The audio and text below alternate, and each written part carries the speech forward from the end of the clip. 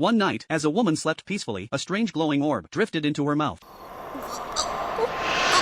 She never noticed a thing. The following spring, when the plum blossoms bloomed, the woman, who had long been unable to conceive, gave birth to a son. Her husband was overjoyed, and named the child George. Years passed quickly. George grew up strong and intelligent, and the family lived a quiet, happy life. But tragedy soon followed. George's father, a high-ranking minister, was drawn into a brutal war, and lost his life. Hunted by enemies, George's mother spent all her remaining silver to send him away to a private academy. She changed her name, married another man, and lived alone to protect her son from danger. Left to himself, George studied military strategy day and night, and trained relentlessly with the sword. His goals were simple: avenge his father, and one day give his mother a better life. Before long, George became the most outstanding student at the academy. Then one day, his teacher delivered devastating news. His mother was gravely ill, and nearing death. Only 12 years old, George suspended his studies, and set out alone, on a journey thousands of miles away, to see her one last time. Exhausted from travel, he collapsed beneath a tree. Two villagers suddenly woke him. They called him by name, and claimed to be servants of his mother, saying they had been waiting for him. They told him his mother was resting in a residence halfway up Mount Regan. George hesitated, but they described his mother perfectly, and gave him a peach when he was starving and thirsty. In the end, the young boy chose to trust them. He followed the villagers into the mountains, but halfway up the slope, the two figures vanished without a trace. As dread crept into his heart, a massive demon burst forth from the shadows. George fled in terror. One thought echoed in his mind: I can't die before seeing my mother. The demon cornered him at the edge of a cliff. Sensing George's thoughts, it opened its enormous mouth, and spoke coldly, telling him his mother had already been eaten. Inside the creature's mouth, George saw her, lifeless and still. Despair washed over him. At that moment, something within his body awakened. George leapt forward, and willingly threw himself into the demon's jaws. Nearby, the two villagers reappeared, their faces lighting up with joy. They believed Lord Ushioni would feast well tonight. But suddenly, the demon convulsed in agony. After a violent struggle, it tumbled off the cliff, and was impaled by a towering pine tree below. In the next instant, George tore open the demon's belly, and emerged, holding his mother's corpse. He looked like a vengeful spirit. The villagers collapsed in terror, begging for mercy. They claimed they had only deceived travelers, because Ushioni had threatened them. George showed no sympathy. Without hesitation, he ended their lives. From that day on, George settled on Mount Regan. He hunted humans, to offer their bodies to the memory of his parents. He gathered other monsters under his rule, and became their leader. Through centuries of bloodshed, he committed every evil imaginable, and was eventually known as the Ox Demon Ushioni. As hundreds of years passed, George forgot his parents entirely. All that remained in his heart was the desire to kill.